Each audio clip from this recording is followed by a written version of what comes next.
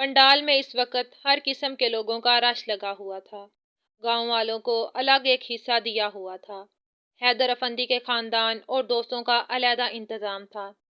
समाजी और सियासी लोगों के अलावा मीडिया के लोग भी बहुत बड़ी तादाद में मौजूद थे।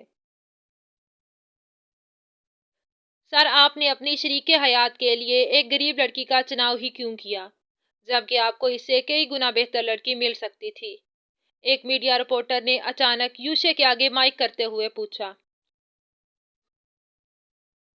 ये आपको सीधी सीधी लाइन दे रही है। आकाशा ने यूशे के कान में सरगोशी की। वैसे तो ये मेरा ज़ाती मामला है, मगर आपकी तसल्ली के लिए बता दूं, मुझे अपने गांव और यहाँ के लोगों से बहुत मोहब्बत है।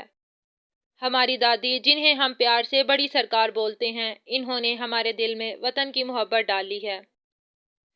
यूशे के जवाब पर सब ने इसे सताइशी नज़रों से देखा और कई दूसरे मीडिया वाले भी इसके गिर्द इकट्ठे हो गए। सर, क्या आप एमएनए की सीट जीत लेंगे, जबकि आपका या आपके खानदान का कोई सियासी बैकग्राउंड नहीं है? एक रिपोर्टर ने यूशे पर तंज किया। ये जो इतने सारे आपको सियासी लोग यहाँ दिखाई दे रहे हैं, ये बगैर ताल्लुक के तो नहीं आ सकते ना? यूशे की बजाय जवाब आकाशा ने दिया तो यूशे इसे देखकर मुस्कुरा दिया। सर, आपके गांव के इतने मसाइल हैं, जिनमें सबसे ज़्यादा तालीम का मसला है। आप इसके बारे में क्या करेंगे? यूशे अब मुसलसल सवालों से तंग पड़ने लगा था। मैंने आप लोगों को अपनी शादी में बुलाया है, प्रेस कॉन्फ्रेंस में नहीं। जिस दिन मैं प्रेस कॉन्फ्रेंस रखूंगा, उस दिन मैं आप लोगों के तमाम सवालात के जवाबात तसल्ली बख्श दूंगा। फिलहाल आप शादी इंजॉय करें और मुझे भी करने दें। यूशे माजरत करता हुआ आगे बढ़ गया। भाई यार, तेरी शादी तो बड़ी जबरदस्त लग रही है, लेकिन अगर खाना कम पड़ गया तो? आकाशा ने लोगों पर नजर मारते हुए पूछा। तो मजबूरन मुझे अपने भाई की कुर्बानी देना पड़ेगी। तुझे देग में डाल दूंगा। यूशे के जवाब पर आकाशा ने इसे नाराज नजरों से देखा। मेरी माँ का पता है ना? आकाशा की बात पर यूशे को अदन का ख्याल आया।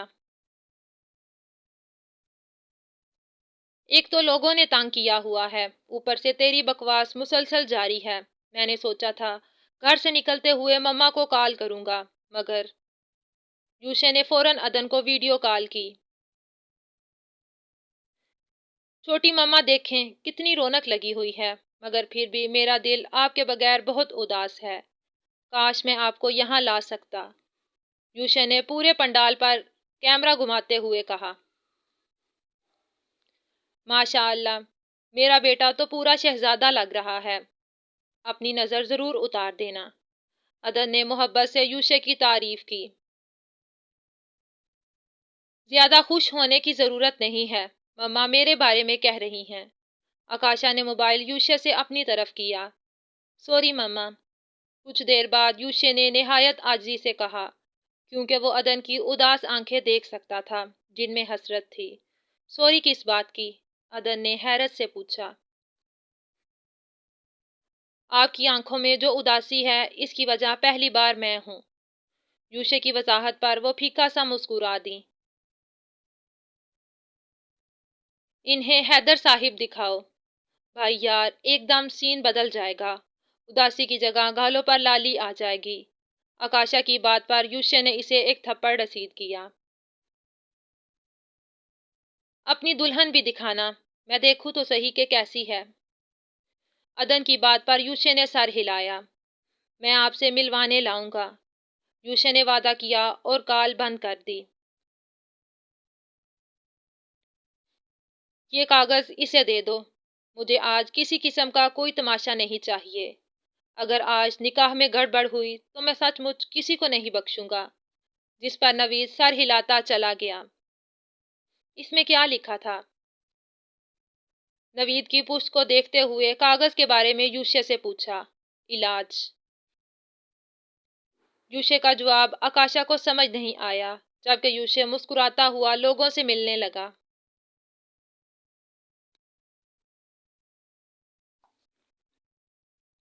کچھ دیر بعد نکاح شروع ہوا تو بظاہر یوشے بالکل مطمئن نظر آ رہا تھا، مگر اسے ایک ایک سیکنڈ اپنی دھڑکن ساتھ محسوس ہو رہا تھا۔ لڑکی کا ولی کہاں ہے؟ اس سے دستخط اور اس کی اجازت لے آئے۔ مولوی کے کہنے پر ماسٹر جی اپنے کچھ عزیزوں کے ساتھ امسال کی طرف چلے گئے۔ اگر بکری کی مالکن نے انکار کر دیا تو؟ آکاشا نے لوگوں پر نظر گھماتے ہوئے پوچھا۔ اپنی تو ذرا سنبھال کر رکھو، کیونکہ آج ایسا نہیں ہوگا، یوشے نے اطمینان سے جواب دیا، جبکہ اپنا دل بھی ڈر رہا تھا۔ اتنے لوگ اور میڈیا، اگر کچھ گڑبڑ ہو گئی تو؟ یوشے نے ابھی دل میں سوچا ہی تھا کہ ماسٹر جی سامنے سے نکاح نامہ سائن کرا کر لے آئے تھے۔ تھوڑی دیر بعد کھانے کا شور مچا تو سب کھانا کھانے میں مصروف ہو گئے۔ کیا ہوا؟ آپ تو نکاح کے بعد بالکل ہی خاموش ہو گئے ہیں، آکاشا نے یوشے کو خاموش دیکھ کر پوچھا۔ گڑبڑ ضرور ہے، مگر کہاں ہے؟ بے خیالی میں یوشے نے کہا تو آکاشا چونک پڑا۔ گڑبڑ؟ شادی تو نام ہی گڑبڑ کا ہے۔ آکاشا نے بات مذاق میں اڑا دی تو یوشے بھی مسکرا دیا۔ اس وقت ڈیرے پر یوشے، حیدر افندی اور آکاشا کچھ خاص مہمانوں کو رخصت کر رہے تھے۔ بھائی یار، ویسے تو میں چھوٹا ہوں، مگر میرے خیال سے آپ کو یہ قیمتی وقت اپنی بیگم ساتھ گزارنا چاہیے۔ آکاشا نے سر کھجاتے ہوئے یوشے کے کان میں سرگوشی کی۔ میں نے شادی اپنے لیے نہیں کی، بلکہ بڑی سرکار کے لیے کی ہے، اور وہ اسی کے ساتھ وقت گزار رہی ہوگی۔ یوشے کے سامنے اچانک حویلی کا خیالی منظر آیا، جس میں کافی تو میں ہو رہی تھی۔ اچھا، میں سمجھا آپ نے بچوں کے لیے کی ہے۔ آکاشا کی شرارت پر یوشے نے اسے گھورا۔ کیوں اپنی نئی نویلی دلہن پر ظلم کر رہے ہیں؟ بیچاری پریشان ہو رہی ہوگی، جائیں اس کی مدد کریں۔ آکاشا کو امسال ساتھ ہمدردی ہوئی۔ وہ پریشان ہوتی نہیں، بلکہ پریشان کرتی ہے۔ اس کا تعلق بھی تمہاری جیسی مخلوق سے ہی ہے۔ اور یہ تمہیں کس خوشی میں ہمدردی کا بخار چڑھا ہوا ہے؟ یوشے نے اسے مشکوک نظروں سے دیکھا۔ میری بھابھی ہے، وہ بھی اکلوتی، چھوٹی سی، معصوم سی۔ آکاشا کے جواب پر یوشے ہنسا۔ اسے تمہاری بھابھی بنے ابھی چند گھنٹے نہیں ہوئے اور اتنا لاڈ۔ میں جو تمہاری پیدائش سے پہلے کا تمہارا بھائی ہوں، مجھے تو کبھی اس طرح نہیں کہا، یوشے نے گلہ کیا۔ بھائی یار، سمجھا کرو نا۔ آکاشا نے یوشے کے کاندھے پر ہاتھ رکھا۔ چل آ، حویلی چلتے ہیں۔ یوشے نے اپنی چادر جھاڑتے ہوئے آہستہ سے کہا۔ نہیں، میں یہاں سے سیدھا گھر جاؤں گا، مما اکیلی ہیں، آپ آئیے گا بھابھی کو لے کر، مما کو بہت اچھا لگے گا۔ آکاشا کے جواب پر پاس سے گزرتے حیدر افندی چونکے۔ تم آج کہیں نہیں جا رہے ہو، کل ولیمہ ہے، اس کے بعد دن میں جانا، ابھی ویسے بھی بہت رات ہو گئی ہے۔ حیدر افندی نے رک کر دونوں کی طرف دیکھا۔ اچھا ٹھیک ہے، پھر آپ اپنی لاڈلی بیگم کو بتا دیں، میری تو سنتی ہی نہیں ہے۔ بھائی یار، آج کل بڑے ہی نافرما بردار قسم کے والدین آ رہے ہیں۔ آکاشا کے تبصرے پر آس پاس سے گزرتے لوگ بھی مستفید ہو رہے تھے۔ تم کہاں جانے کی تیاری کر رہے ہو؟ ابھی اتنے مہمان ہیں، پہلے ان سب کا بندوبست کرو، جو جانا چاہ رہا ہے انہیں بھیج دو، اور باقیوں کی رہائش کے انتظامات دیکھ لو، پھر بے شک چلے جانا۔ یوشے کو دیکھتے ہوئے حیدر افندی عدن کو کال ملانے لگے۔ حیدر، آپ کو بیٹے کی شادی بہت مبارک ہو، عدن نے کال اٹینڈ کرتے ہوئے کہا۔ آپ ہمیشہ ہی مجھے لاجواب کر دیتی ہیں۔ ابھی میں آپ کو یہ کہنے ہی لگا تھا کہ آپ نے کہہ دیا، یہ تو غلط بات ہے، کبھی مجھے بھی جیت لینے دیا کریں۔ حیدر افندی کے لہجے میں خوشی جھلک رہی تھی۔ حیدر، آپ نے مجھے مس کیا؟ پتہ نہیں کیوں مگر عدن کا دل کر رہا تھا کہ حیدر اس کی کمی کو شدت سے محسوس کریں۔ آپ کو کیوں لگا کہ میں نے آپ کو مس کیا ہوگا؟ جواب کی بجائے سوال پوچھا۔ بس مجھے لگا کہ خیر، عدن نے اپنی بات ادھوری چھوڑ دی۔ یہ کیسے ہو سکتا ہے کہ آپ کو لگا ہو اور ویسا نہ ہوا ہو؟ عدن، میں نے آپ کو ہر جگہ ہر لمحے محسوس کیا ہے، مگر میری مجبوری آپ کو بہانہ لگتی ہوگی۔ حیدر افندی اب بالکل سیریس تھے۔ اچھا، اداس مت ہوں اور آکاشا کو اپنے پاس روک لیجیے گا، اب رات بہت ہو گئی ہے۔ عدن کی بات پر انہوں نے سر ہلایا۔ میں بھی یہی بتانے لگا تھا کہ کل ولیمے کے بعد میں اسے اپنی گاڑی میں خود چھوڑنے آؤں گا۔ حیدر افندی کی بات پر عدن خوشی سے کھل اٹھی۔ آپ خود آئیں گے؟ بے یقینی سے پوچھا۔ بالکل، میں خود آؤں گا، آخر اس گدھے کے سسرال بھی تو جانا ہے نا۔ حیدر افندی کے جواب پر عدن مسکرانے لگی۔ اب آپ سو جائیں، کافی رات ہو گئی ہے، صبح ملاقات ہوتی ہے۔ حیدر افندی نے آسمان پر پھیلے ستاروں کو دیکھتے ہوئے کہا۔ اب مجھے نیند نہیں آئے گی۔ جب آپ نے آنا ہوتا ہے تو انتظار میں میری رات کٹتی ہے۔ عدن کے جواب پر حیدر افندی نے نفی میں سر ہلایا۔ یعنی میں نے آپ کو اپنی لا علمی میں انتظار کی سولی پر لٹکا دیا۔ میں ہر دفعہ آپ کی تعریف کی وجہ بنتا ہوں۔ حیدر افندی کی آواز کافی آہستہ ہو گئی تھی۔ حیدر، یہ آپ کیسی باتیں کرنے لگتے ہیں؟ میں خوشی میں جاگ رہی ہوں، عدن نے حیدر افندی کی اداسی کو محسوس کرتے ہوئے کہا۔ اچھا، پہلے آپ وعدہ کریں کہ کھانا کھا کر آرام سے سو جائیں گی، ورنہ میں اپنے آنے کا ارادہ کینسل بھی کر سکتا ہوں، بلکہ کر دوں گا۔ حیدر افندی نے دھمکی دی۔ حیدر، اب آپ زیادتی کر رہے ہیں، عدن روحانسی ہوئی۔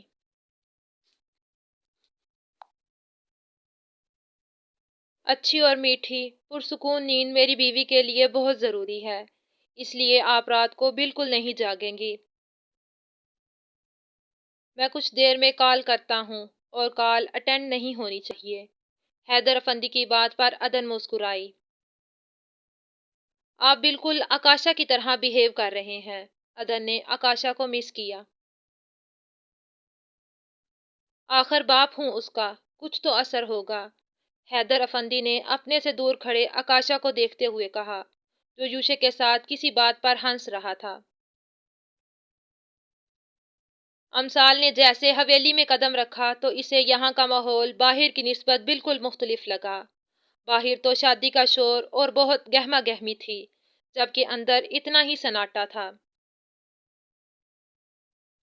حویلی کے ماحول کو دیکھ کر کوئی یہ نہیں کہہ سکتا تھا کہ اس حویلی میں آج شادی ہے۔ امسال کو اپنے جسم میں سردی اترتی ہوئی محسوس ہوئی۔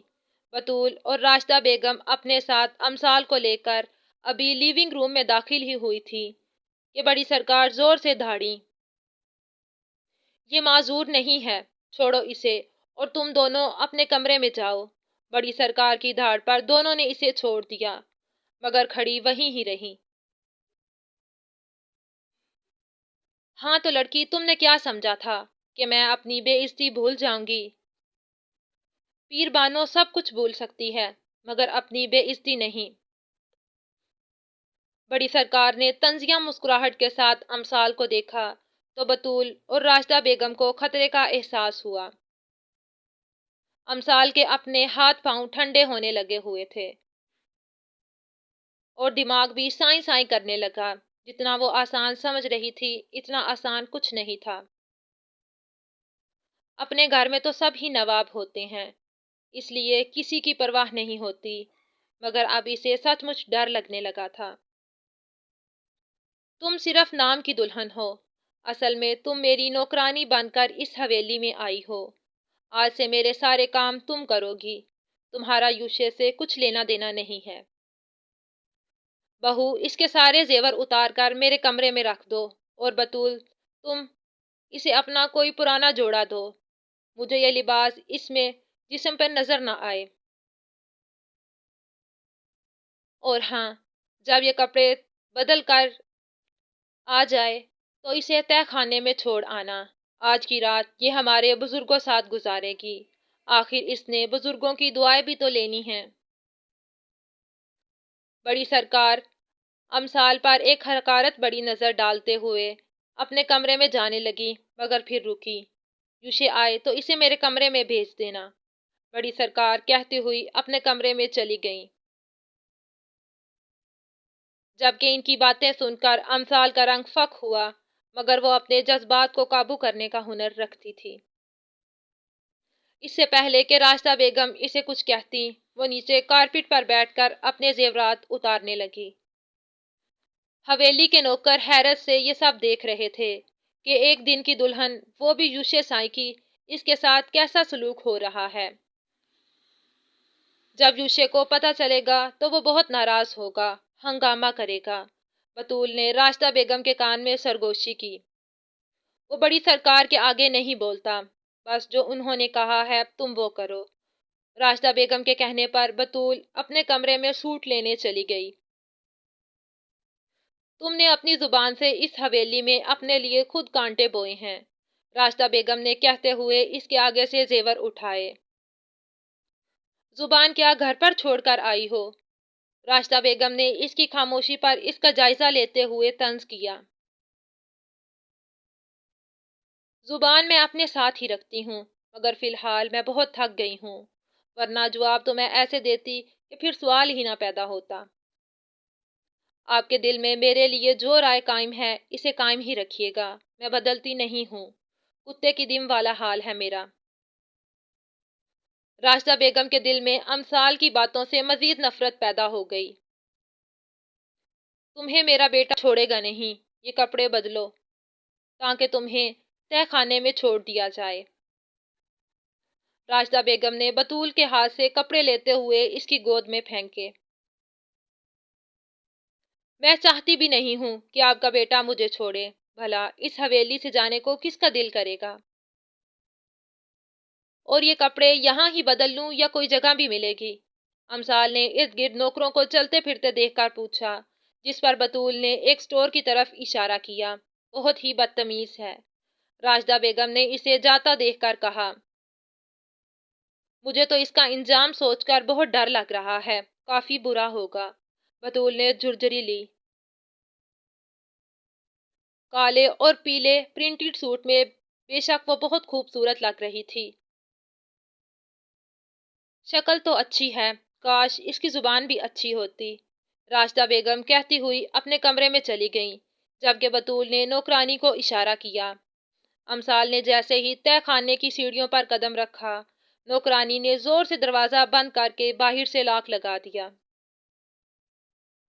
ڈرپوک لوگ، امسال نے دروازے کو دیکھتے ہوئے غصے سے کہا، اور پھر تہہ خانے کا جائزہ لینے لگی۔ تہہ خانہ کافی کشادہ تھا، جس کے فرش پر براؤن ماربل لگا ہوا تھا۔ چھت پر جا بجا بلب لگے ہوئے تھے، جس کی وجہ سے وہ رات میں بھی دن کا سما پیش کر رہا تھا۔ تہہ خانے کے ایک حصے میں کافی قبریں بنی ہوئی تھی، جبکہ ایک دیوار پر لکڑی کی الماری تھی۔